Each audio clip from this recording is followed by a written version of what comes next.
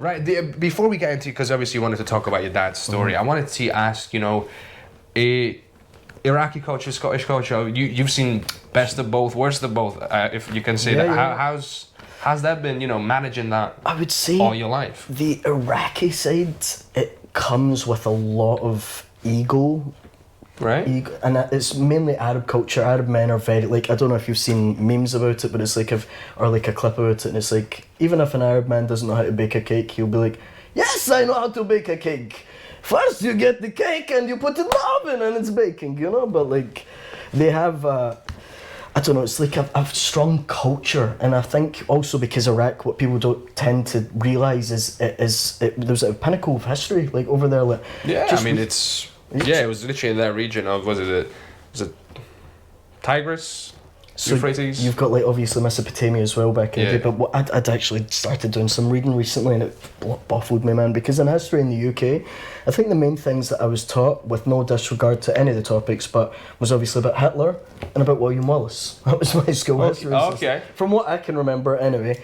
But most recently I was reading about the Dark Ages and it fucking baffled me. And at that time it was the golden period for the Arab nation. Yeah. And I think it was 750. All the science and stuff, yeah. The year 750, the Arabs moved from Damascus to Baghdad, which was the start, centre of the world at that point, and it was so this was the year 750. And I didn't even realise, because I hate religion, for example, but I believe in God, maybe is a best, or something. I think a lot of people feel that way. There's religion divides us from the same belief, but it's kind of, if someone understood when I was growing up, they were like, aye, but you pray to Allah, who even is that guy? And it's Allah translated as God.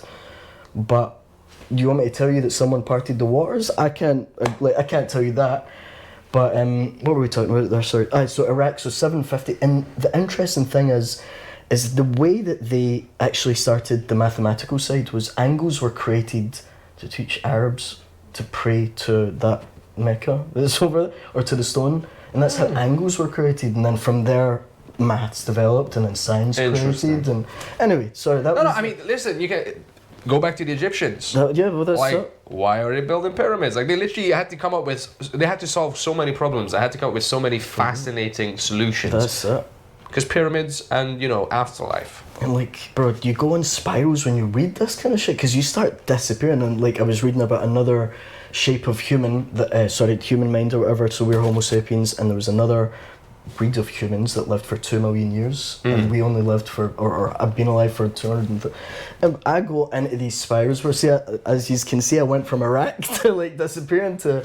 It's the YouTube wormhole, Yeah, I just disappeared. But yeah, that 6 whole Dark hours Ages later. period is incredible. It is, but yeah, so the Iraqi culture does come with a lot of ego, because the Arab men do tend to think, we are, we have a lot of understanding of life, or culture being passed down. And for my father, for example, left a full family, moved here, his father passed away. My mum was 18, so the upbringing that they've given us is also, shit doesn't come easy, even though people can look at your life and think, oh, this person's whatever, but no one knows this difficulties that each person goes through in their life, and no one knows of these manners.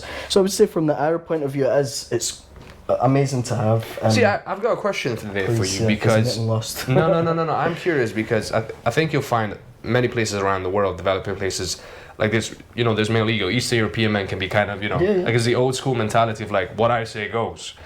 Is that potentially, is the ego comes along with, because you have the responsibility on your shoulder of being the provider of the family, you have to be strong, you have to have that voice, and you have to even develop in yourself that sort of presence and just directness and strength. That's exactly. And I think it, the dark side of it becomes, you get too lost in it, and then you Well, this for become me, a little dictator. My of your whole own life was changed by having a little sister, for example. I think that, and obviously losing my little sister for a period. When I say losing, I mean the relationship between us, because I didn't agree that she could have a boyfriend from outside of an Arab culture, or just have a boyfriend in general. I didn't.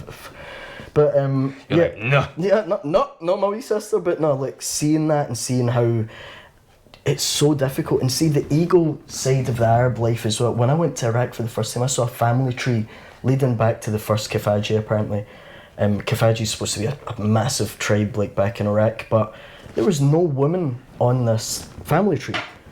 And I'm like, shit, where's my sister? That's half your family. Yeah, that's half my family. That's who who raised, who taught us how to eat with a spoon, whatever. But it's due to, apparently they changed their surname, so they don't have, and I'm like, what? And I see that side of the ego world is that I don't like of the Arab sort of culture. But I mean, I am grateful for being Arab. It's just parts of it that I like to listen, I can... I can go into East European or just specifically Romanian culture. It's got problems. Like, I think we're aware of it. We're still working on them. We just came out of communism like 30 years ago. It definitely has, it's a work in progress. It's not done. Yeah, bro, we just came out of war like how many years ago? 10 years ago in Iraq. So. Yeah, that would be another generation.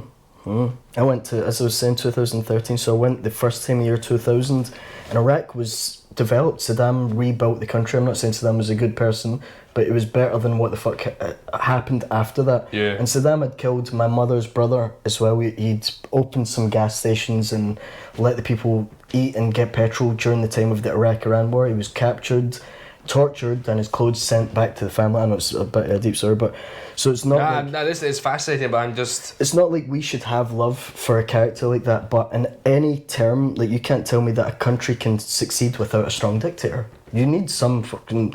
Like, what was George Bush, for example? Or any of these people that are in power. I don't know if dictator, but they're sheep for someone else who is dictating. Sorry, but anyway, not.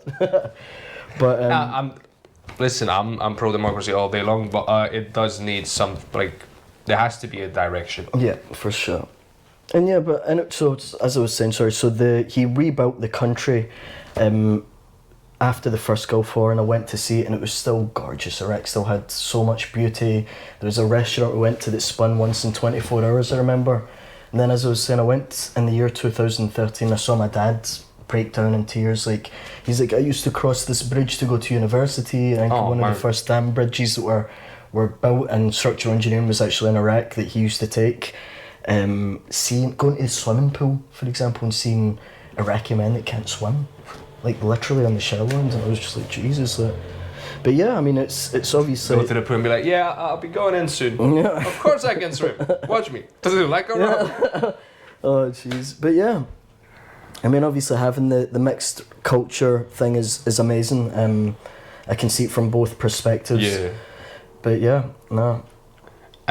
Differences to Scottish culture? See, the beauty with Scottish culture is, I feel that the people that you meet in Scotland, the genuine people that you meet in Scotland, that and there's loads, luckily. There is, and they will not give a fuck where you're from, who you are, what you do.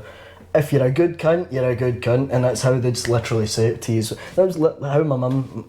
It was more my mum than my dad that fell in love with the Scottish culture. She just.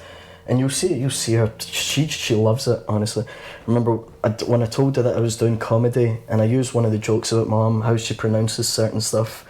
And she's like, oh, did they enjoy it? Let me tell you another one. When someone said fucking asshole, and I thought asshole was that's all in the restaurant. I'm like, oh my God, Mom, like, it's I love it. Incredible. Oh man, that's great. But yeah. I think most of the comedy stuff, like when I come off, people are like, stick to the accents of your parents. We love that shit. And I'm like, I can't base a full sketch. Yeah, you can't do a full special on that, no. Yeah, I'm in that boat right now where I'm like, write my first 10 minutes, write my second 20 minutes. My third, about 10 minutes, is a story. The first thing I've ever done in the UK, which might surprise you being from Romania, is I stole something. Oh, well. Like literally right off the bus. What? Just trolley. It was a Morrison's trolley. That's not stealing, bro. Come on, man. Listen, no, but I've got a whole story and the whole context and everything because it's funny as fuck. But